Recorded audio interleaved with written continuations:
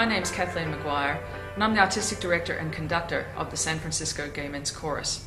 Welcome to the pre-concert talk for our performance of Magnificat, which will be held on Saturday, June 12th at Old First Presbyterian Church in San Francisco. This work was first performed in 1990 at Carnegie Hall, almost 20 years ago today, which was one of the reasons we've programmed this work. Another reason why we're performing the work this year is because this year John Rutter turns 65. When he turned 50, I happened to be in England and I was working on my master's degree, and I decided to write my dissertation on John Rutter to celebrate his 50th anniversary, and also because there hadn't been much written about him at the time. And I was very fortunate that I got to meet him and learn some things about the man that perhaps weren't known to other people. My dissertation was titled John Rutter at 50, A Survey of His Music and Influences.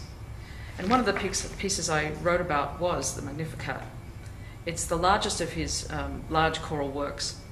And in fact, he's the most performed composer of choral music of our generation. So it's certainly appropriate that we're performing his music. And here's something that he himself said about the Magnificat.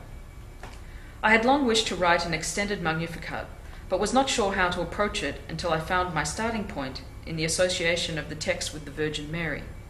In countries such as Spain, Mexico, and Puerto Rico, feast days of the Virgin are joyous opportunities for people to take to the streets and celebrate with singing, dancing, and processions.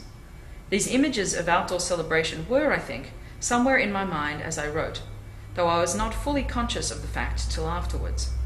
I was conscious of following Bach's example in adding to the liturgical text with the lovely Old English poem of a Rose and the prayer Sancta Maria, both of which strengthen the Marian connection, and with the interpolated Sanctus to the Gregorian chant of the Missa cum Jubilo in the third movement, which seems to grow out of the immediately preceding thought, et sanctum nomen eius. The odd-numbered movements of this seven-movement work are somewhat similar in style to his Gloria, which is very grand and bold and even bombastic at times. The San Francisco Gay Men's Chorus performed the Gloria in 2005, and it's included on our Home for the Holidays CD. This longer work, however, has interpolated movements in between that are of a different style, and I'll read from my dissertation. The even-numbered movements contrast considerably. The text of the second movement, of A Rose, a Lovely Rose, for instance, is a 15th century English poem. The origins of the text are depicted in the music with English folk song idioms such as simplicity and starkness of texture in the accompaniment, a plethora of unison singing, changing time signatures which are dominated by the speech rhythms, open and parallel fifths and fourths, and modality. This setting was taken from Rutter's Litchfield Canticles of the early 1970s.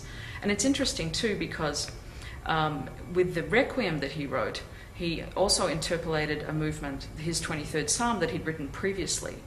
So he has a tendency to write these individual movements, and then they all come together as a whole later on, which certainly happened in the Magnificat.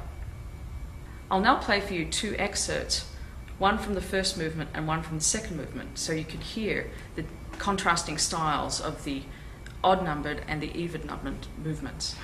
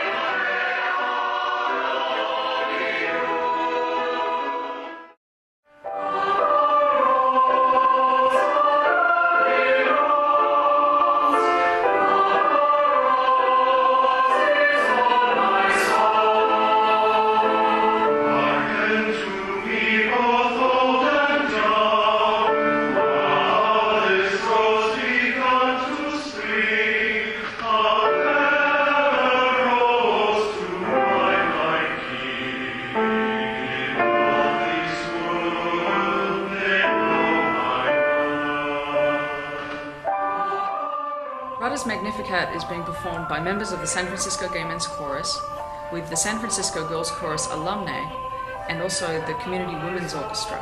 The San Francisco Girls Chorus was founded in 1978, the same year as San Francisco Gay Men's Chorus.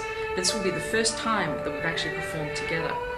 It's also going to be the first time that the chorus has done a concert at Old First Presbyterian Church, which is located on Van Ness Avenue at the corner of Sacramento Street. It's an absolutely beautiful church with magnificent acoustics, and it's just the perfect place for us to do this work. The lobby of the church is also something worth noting. It's very beautiful and was painted by a man who came to the church. He was homeless, and he asked the church to take him in exchange for his work as an artist.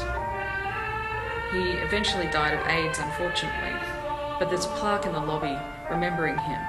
So please take a look at that when you come to the church.